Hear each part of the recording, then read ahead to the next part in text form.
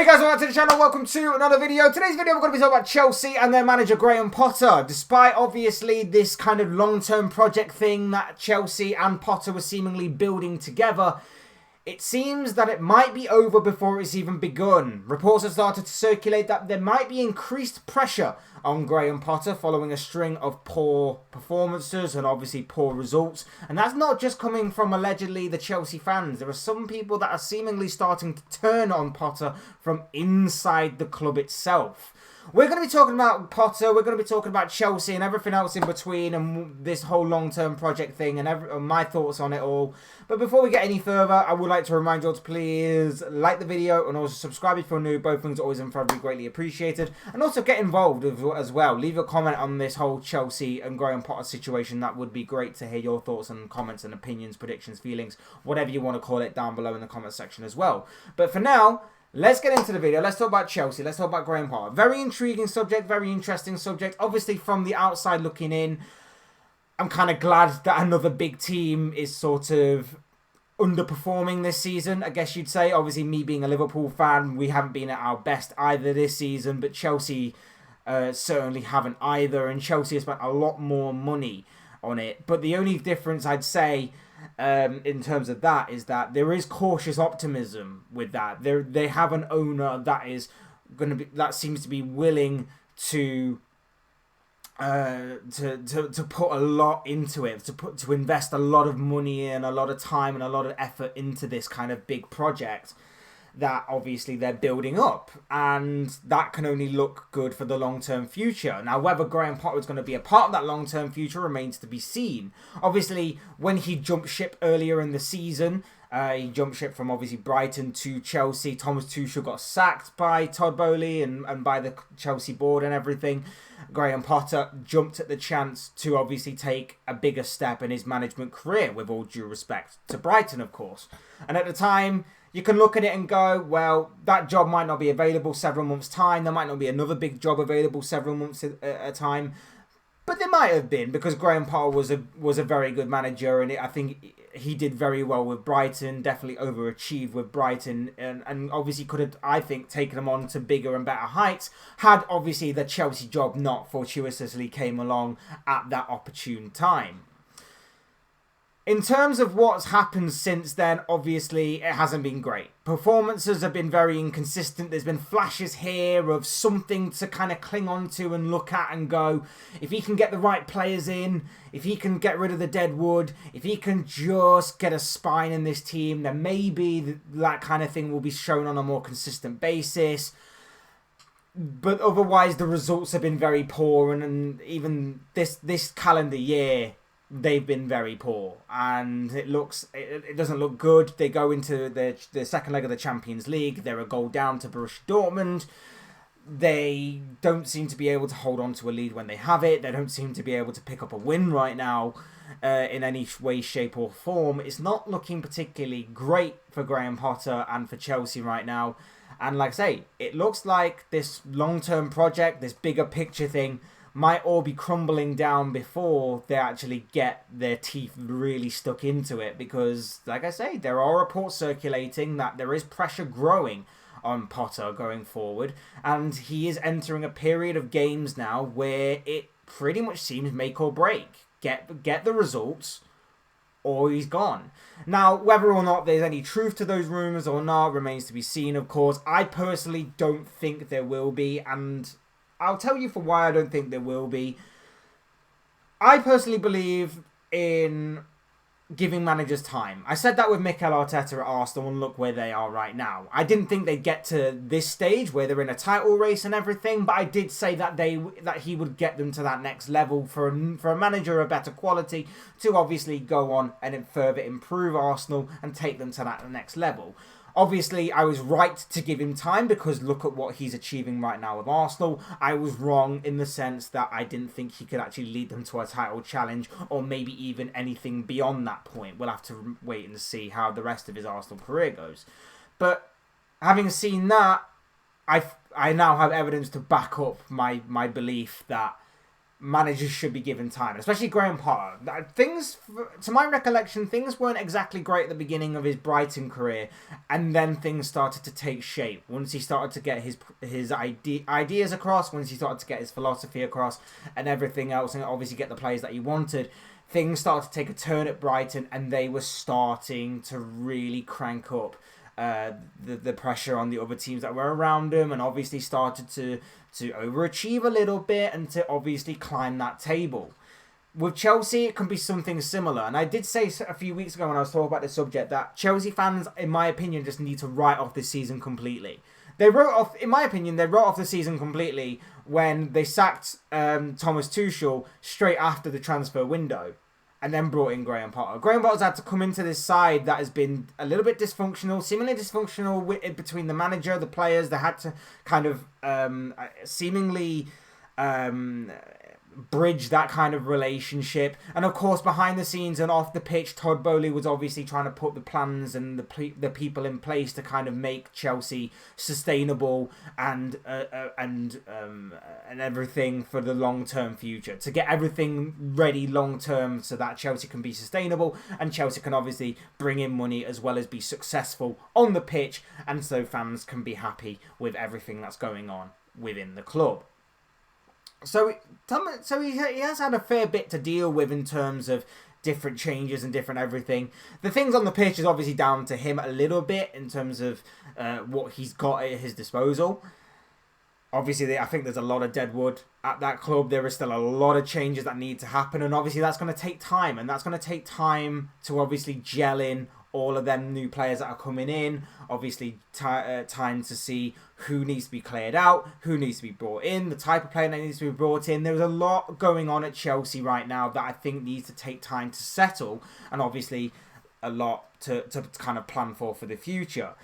You hear rumblings all the time that Chelsea are making signings for the future. They're bringing in plenty of youngsters, as they normally do with their academy. Their academy is one of the most fruitful, I guess you'd say, in England. Maybe not in terms of actually playing for Chelsea at times, but in terms of how they use it and how they expose it and how they sell on to different clubs and everything. So there is obviously a lot going on with Chelsea that, like I say, I think needs time to settle. And Graham Potter is just one of those things. And for me, it wouldn't make sense to sack him. And it wouldn't make sense to sack him simply for the reason that you give this guy a lot of money to put forward, to inject into this side. What would be the point in sacking him without even giving him a full season?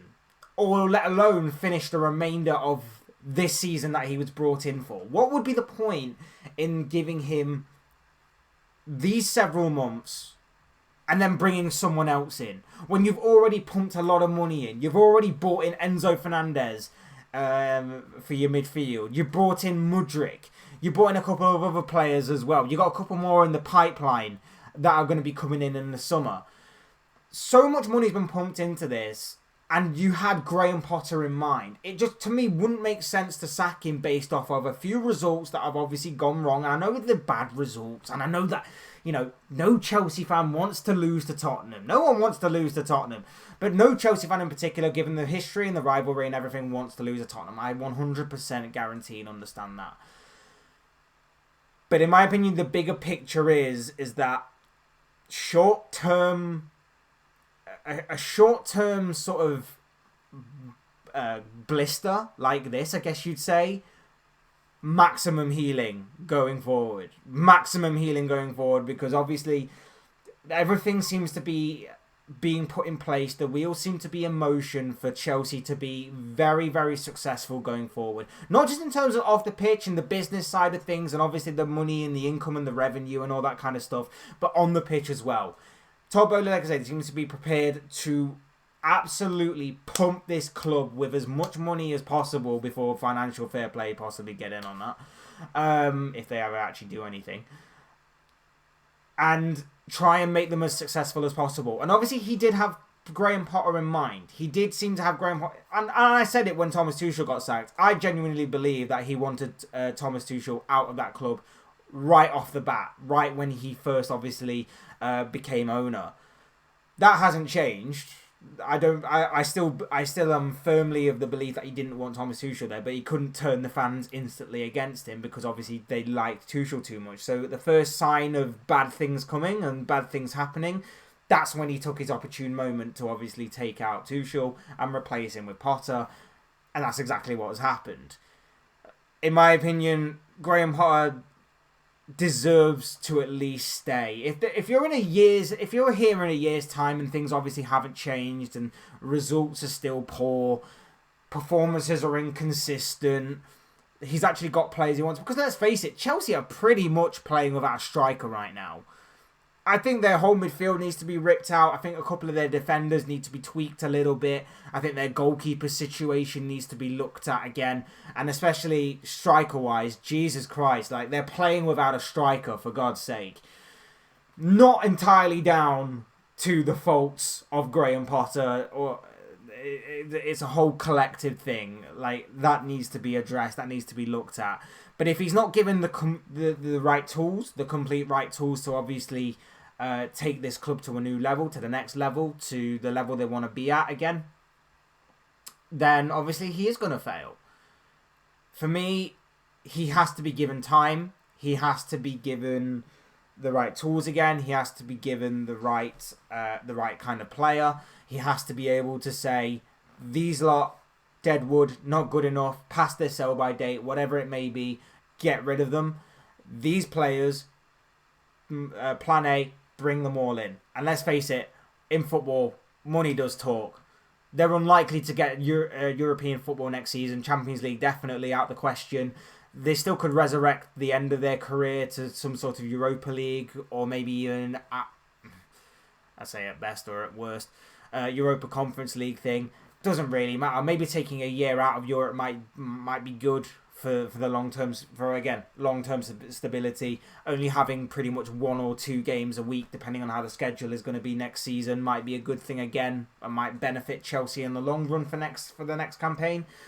But I think it might, again, I say this, it might be a very unpopular opinion, but I genuinely believe to give him time. I know Chelsea fans have some of the younger ones over the past 20 years or so, over the past 20 years, have had this quick fix sort of routine under Roman Abramovich, of course, in which the first sign of failure, he's out the door. You bring in someone who's gonna produce instant success. You had that with Jose Mourinho coming in, and then you had it with other people coming in. You had Carlo Ancelotti come in. You had Jose Mourinho again.